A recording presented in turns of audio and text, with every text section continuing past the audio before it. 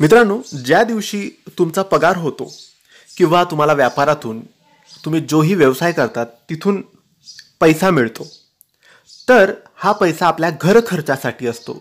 आपला परिवार चालावा, आपलं घर चालावं, महिन्याचा खर्च निघावा यासाठी हा पैसा असतो. तर पगार झाल्यावर किंवा घरात कुठून तरी कोणता तरी व्यापारातून व्यवसायातून पैसा आल्यावर तुम्ही हे दोन कामं नक्की करा.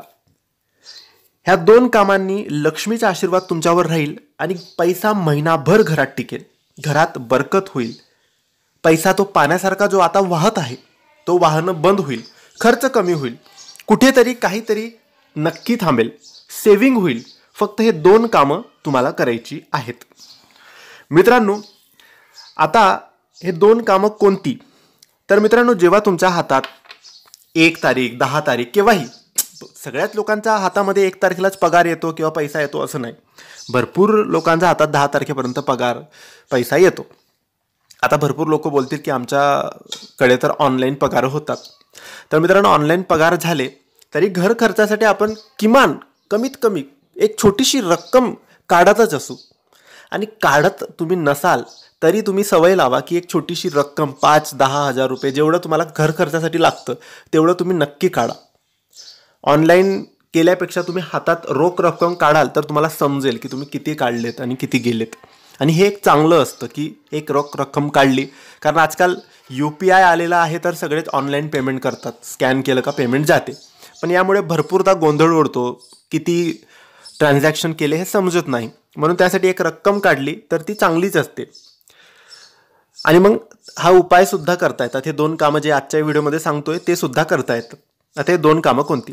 तर तुम्ही रक्कम काढली किंवा तुमचा पगार झाला घर खर्चासाठी, तर तुम्ही ज्या दिवशी तो पगार किंवा ते पैसे आणाल घरात, तर त्या दिवशी ते सरळ जाऊन देवघरात ठेवून द्यायचे.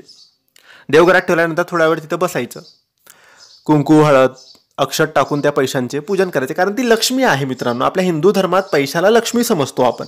मग त्या लक्ष्मीचे आपण पूजन करायचे, कारण ती आली आहे, आपण मेहनत केली म्हणून ती आलेली आहे. तिचे एक दिवस पूजन करायचे, त्यात आणल्यावर ठेवायचं, पूजन करायचे.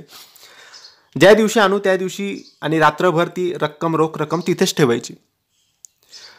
दुसऱ्या दिवशी ती रक्कम तिथून उचलायची आणि मग तुम्हाला कोणाचे द्यायचे, लाईट बिले, रिचार्ज आहे, TVचं रिचार्ज आहे, कोणाचं घर भाडं असेल, कोणाची ट्युशन फी, कॉलेज फी, किराणा, हे सगळं ज्याला द्यायचं आहे ते देऊ शकतात. पण त्याआधी तुम्ही त्या रक्कममधून 11 रुपये वेगळे काढायचे आहेत. 11 रुपये काढायचे आहेत. कमीत कमी 11 रुपये काढायचे आहेत. आता 11 रुपयेच का? तर सगळ्या लोकांनाच 101 काढणं किंवा 1001 काढणं शक्य नसतं. आणि सगळेच लोक 11 रुपये तर काढूच शकतात, कारण भरपूर आपण असं पैसे उडवतो, हे घे ते घे, हे खा ते खा. तर ते न करता आपण फक्त आपल्या पगारातून पहिलं काय खर्च करणार असू तर हे 11 रुपये काढायचे. आणि मग बाकी तुम्ही काय खर्च करायचा तुम्हाला करा. पण सगळ्यात पहिले खर्च न करता त्या पैशातून 11 रुपये काढायचे. आता हे 11 रुपये काय करायचे? तर पहिले जे 11 रुपये आहेत आपण काढलेले, ते तर तुम्हाला दान करायचे आहेत. आता कोणाला दान कराल? तर कोणत्याही मंदिरात जाऊन दानपेटीत टाकू शकतात, किंवा कोणताही गरीब व्यक्ती आहे त्याला पैसे द्या, किंवा त्या 11-10 रुपयातून काहीतरी विकत घ्या, केळी, फळ, बिस्किटचे, पार्लेचे पुडे मिळतात ते घ्या आणि त्या कोणत्या तरी गरीब व्यक्तीला, मुलांना, कोणालाही द्या. तुम्ही हे दान करा. तसं तर आपल्या कमाईतून 10% दान करायला सांगतात शास्त्र, पण आपण फक्त 11 रुपये दान करायचे आहे. आणि हे दान सांगत बसायचं नाही की मी दर महिन्याला करतो, मी हे करतो, मी ते करतो. नाही, गुपचूप दान 11 रुपयाचं घेऊन करायचे. पैसे द्यायचे तर पैसे देऊन टाका, पण भरपूर लोक पैसे दिले का गुटखे खातील, सिगरेट पितील, त्यापेक्षा बिस्किट पुडे किंवा फळं देऊ शकतात. हे झालं पहिल्या 11 रुपयाबद्दल. आता दुसरे 11 रुपये काय करायचे? तर दुसरे 11 रुपये आपल्या तिजोरीत ठेवायचे. तिजोरी असेल, कपाट असेल, डब्बा असेल, जिथे आपण सोनं चांदी, जेही आपलं दागदागिनं, महत्त्वाचे कागदपत्र, जिथे आपण काहीतरी ठेवलं असेल तिथे आपण ते लपवून ठेवायचे आहेत. लपवून दर महिन्याला 11 रुपये काढायचे. दर महिन्याला 11 रुपये काढायचे म्हणजे काढायचेच आहे.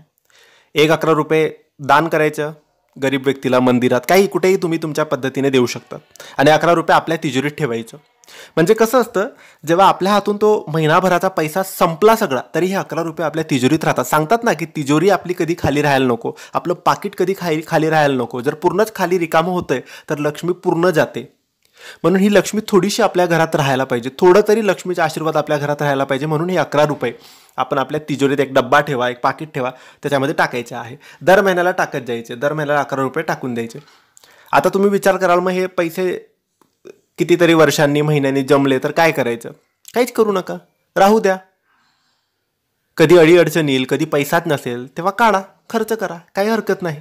खूपच मोठी समस्या आली, पैसाच नाही, खूप अर्जंट आहे, तेव्हा तुम्ही काढा. आणि जर तुमच्याकडे पैसे आहेच तर मग हात कशाला लावता? नका लावू, राहू द्या, पडू द्या. जेव्हा खूपच अडचण येईल, खूपच गरज असेल, तेव्हा काढून तुम्ही ते वापरू शकतात. त्यात काही दुमत नाही, कोणाला विचारायची गरज नाही, काहीच नाही. तुम्ही काढा, वापरा. कुठे कोणाला फी द्यायची, कोणाला घर भाडं द्यायचा, किराणा भरायचा, खायचं, भाजीपाला घ्यायचा, काही वापरू शकतात. पण केव्हा? जेव्हा खूपच गरज येईल, पैसाच नसेल आणि खूप कोणाकडून मागायचं पण इच्छा नसेल आणि इथे असतील, मग हे घेऊ की नको असं विचार असेल तर घ्या, बिंदास घ्या. पण जोपर्यंत गरज लागत नाही तोपर्यंत राहू द्या.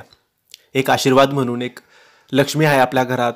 सगळे पैसे संपले तरी तिजोरीत 11 रुपये राहतील आणि 11 रुपये करून वाढणारच आहे ते दर महिन्याला. म्हणून हे राहू द्या. हे 2 कामं तुम्हाला दर महिन्याला करायचे आहेत. आणि एक महत्त्वाचं काम म्हणजे पैसा आला आला देवघरात ठेवायचा आहे. तर हे 3 कामं झाले. म्हणजे देवघरात ठेवायचं, 11 रुपये गरिबाला दान करायचे, 11 रुपये स्वतःच्या तिजोरीत घरात ठेवायचे लपवून. हे 3 कामं करा, काही ना काही फायदा नक्की तुम्हाला जाणवेल. फायदा म्हणजे बरकत तर नक्की राहील, कारण 11 रुपये आपण काढतोय म्हणजे आपल्या घरातून पूर्ण रिकामं काहीच होत नाही आहे. आणि नक्की याच्याने फायदा होतो, दानधर्मसुद्धा होता, सेविंगसुद्धा होते, लक्ष्मी नक्की प्रसन्न राहते. करून बघा मित्रांनो. काही लगेच तर तुम्हाला फरक जाणवणार नाही, पण काही दिवसांनी, काही महिन्यांनी तुम्हाला नक्की घरात फरक जाणवेल की पगार पुरतोय आता, पैसे पुरतायत आता, खर्च पाण्यासारखा होत नाही आहे, पैसा वाहत नाही आहे, खर्च कमी झाला आहे. तुम्हाला नक्की फरक जाणवेल. नक्की करून बघा मित्रांनो.